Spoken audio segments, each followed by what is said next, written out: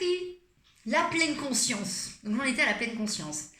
Et bien je disais, là, c'est pas rien. Parce que quand on se retrouve dans un pays étranger où on n'a plus aucun repère, même la langue, et qu'on se dit, ok, ça va bien se passer, je suis coach, j'ai des clientes, j'ai des clients, je suis dans un pays où je parle pas la langue, qu'est-ce que je vais mettre en place, comment je vais faire pour m'adapter, bah là la pleine conscience elle est bien, elle est bien, elle sert. Donc de John Kabat-Zinn, le programme de 8 semaines, c'est un programme que j'ai pratiqué, que je pratique et que j'utilise avec des body scans, avec une reconnexion dans l'instant présent. Enfin, il y a tout un tas de choses qu'on apprend. Et on apprend quoi? On apprend à ne plus faire, on apprend à être. Ah, je crois qu'il faut que je regarde par en haut. Voilà, c'est ça. On apprend à ne plus faire et on apprend à être. Et pour quelqu'un comme moi, qui a une énergie high level, qui est toujours en train de donner, qui a des millions de choses à faire, qui a une créativité débordante, qui pense quelque chose et qui veut le matérialiser assez instantanément dans la foulée, ben, je peux vous dire que la pleine conscience, ça a été un vrai exercice et un vrai challenge pour moi.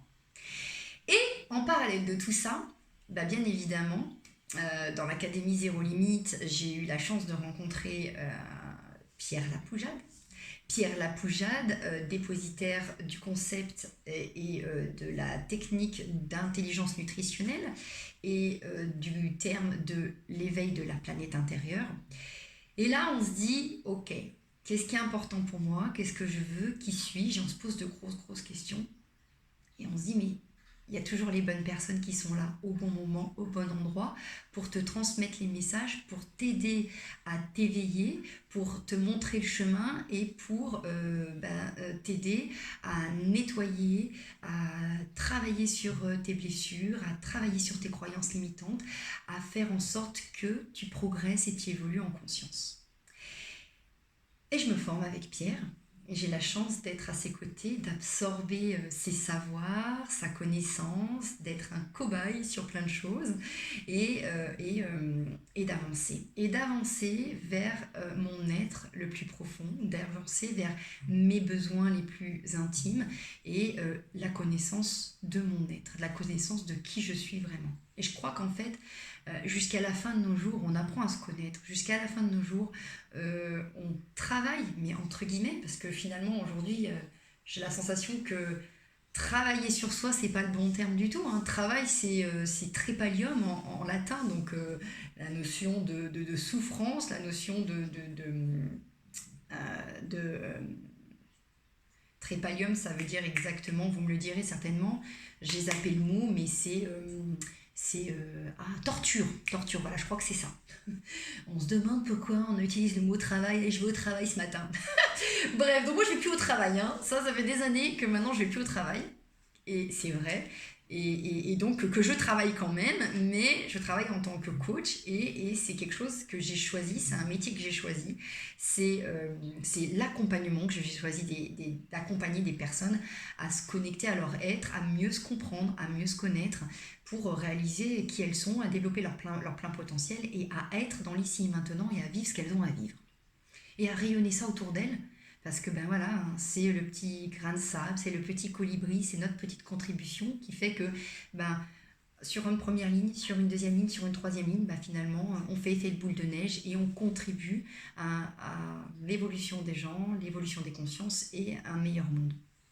Donc voilà, tout ça pour dire quoi? Pour dire que 2 ans de Valencia, d'Espagne, et puis l'année dernière, le Covid, la petite Covid qui arrive. Alors moi, j'avais en tête d'investir dans un appartement à Valencia, ce que j'ai fait juste avant le Covid, que c'était c'était un appartement que j'allais payer cash, et en fait, ça s'est pas du tout passé comme prévu.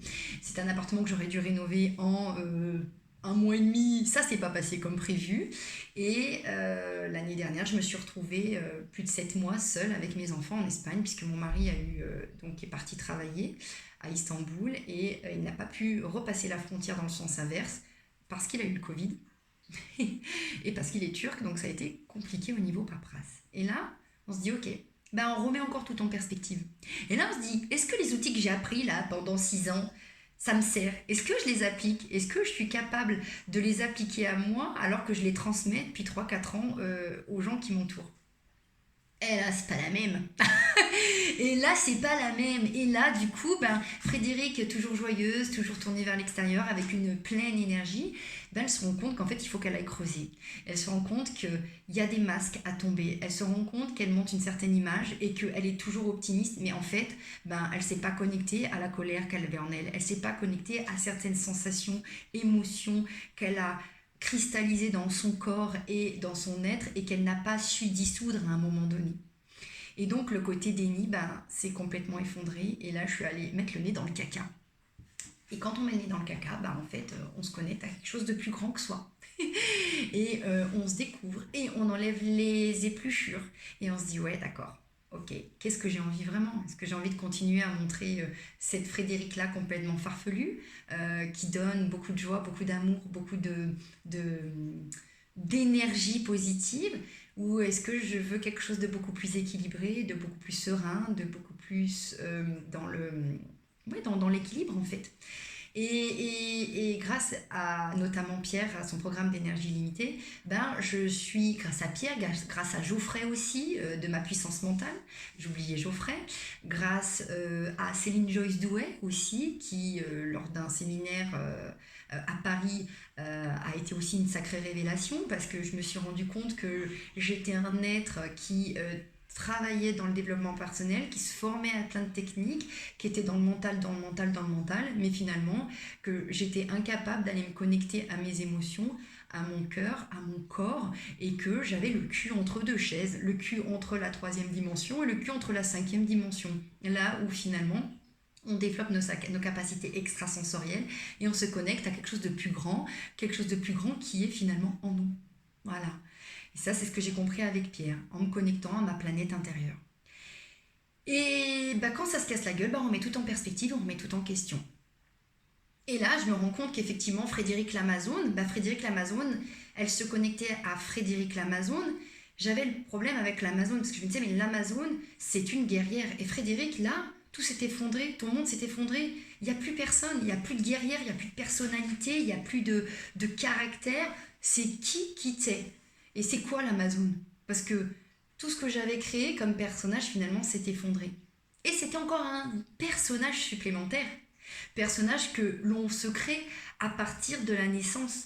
Personnage que l'on se crée parce qu'on se crée une personnalité en répondant à notre environnement extérieur. Et en répondant à ce que les autres nous renvoient, en voulant répondre à nos propres besoins, et on voit comment l'extérieur nous répond, ben on crée notre personnalité. Et l'Amazone, c'était un personnage de plus. Et je me suis dit, ok, bon, regarde, t'es une femme, certes, ça c'est sûr, il n'y a pas de doute. Mais est-ce que t'es une Amazone? Est-ce que t'es courageuse? Non. Est-ce que t'es libre? Ben, quand on prend conscience de ce qui se passe avec cette putain de fucking de Corona, de Covid, ben non, en fait, on n'est plus libre. Et mon monde s'est effondré. Et je me suis dit, ok, ben qu'est-ce que tu vas chercher chez l'Amazone, Frédéric? Parce que finalement, t'es pas une guerrière, c'est pas une lutte. La vie, ça doit être beaucoup plus simple que ça. Et reconnecte-toi à quand tu te laissais traverser par la vie dans ton quotidien et que tout était fluide. Reconnecte-toi à tous ces moments-là où, sur un coup de tête, t'as choisi. Parce que ça venait du plus profond de tes entrailles. Parce que quand je suis partie en Turquie et que j'ai su que c'était le guide qui allait changer ma vie, ça c'était au plus profond de mes entrailles. Parce que quand j'ai su qu'il fallait que je change de travail, de métier, c'était au plus profond de mes entrailles. Parce que quand je partais en voyage et que je savais qu'il fallait que j'aille dans ce pays-là, ça venait du plus profond de mes entrailles. Donc, je me suis dit, reconnecte-toi à ce truc-là qui vient comme ça, c'est furtif, tu le captes et tu passes à l'action. Et tout ça pour vous dire, je sais plus le fil ce que je voulais vous dire, mais je voulais vous dire que je me suis connectée à mes entrailles. Et je me suis reconnue à cette petite voix intérieure. Et je me suis reconnectée à cette intuition. Et à mon corps. Et toutes les personnes que j'ai rencontrées sur mon chemin étaient là pour m'aider à traverser cette période de transition. Je crois qu'aujourd'hui... Et donc je me suis dit, ok Frédéric, en creusant un petit peu, je me suis rendu compte que Frédéric, c'était Friedrich en allemand, ça signifie la puissance de la paix. Je me suis dit, mais tout est là. On a tout dit.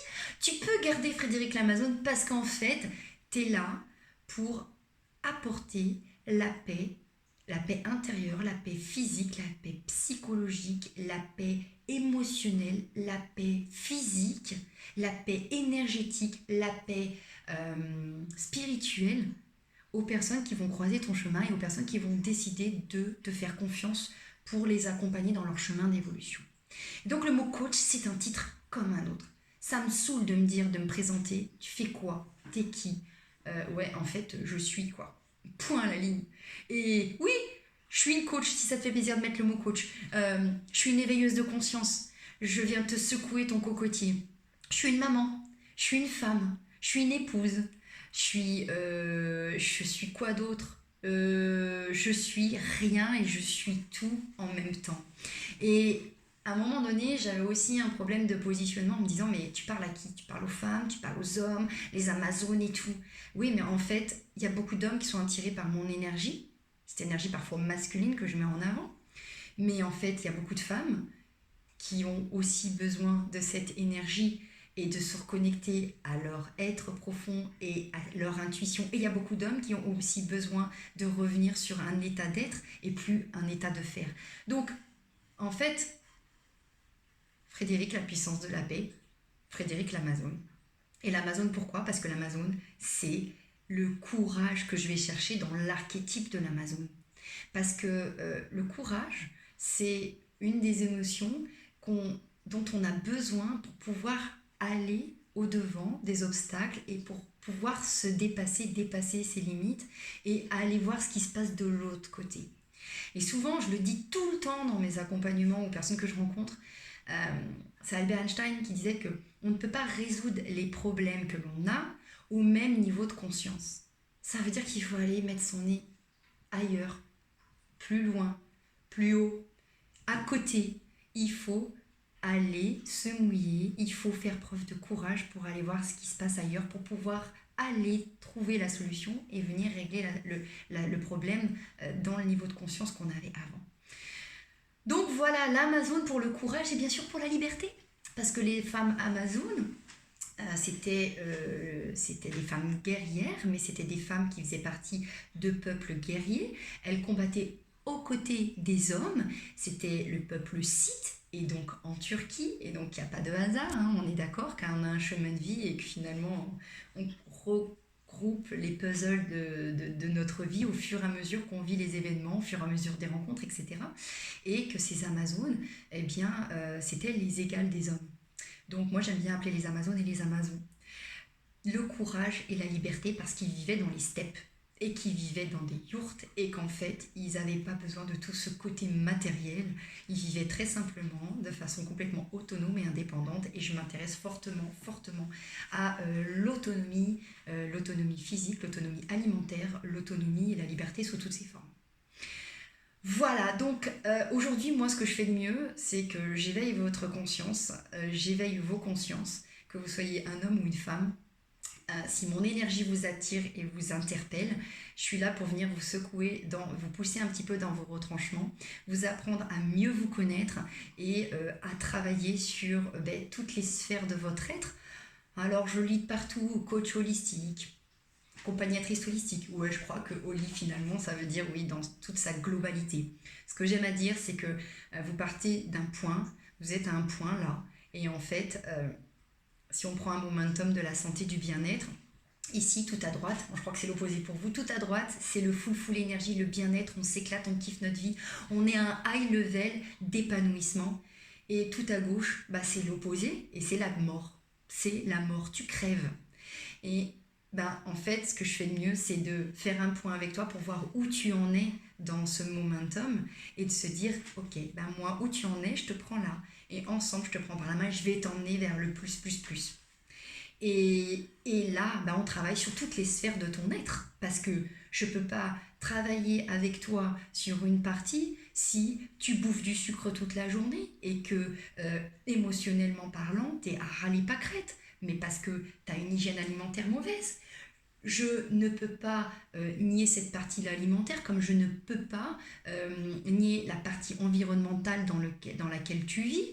Si tu vis avec quelqu'un qui toute la journée te dénigre et te dénigre, comment tu veux arriver à t'en sortir si on ne prend pas en considération la façon dont tu communiques avec toi, la façon dont tu vis les choses dans ton environnement familial, amical, professionnel, etc.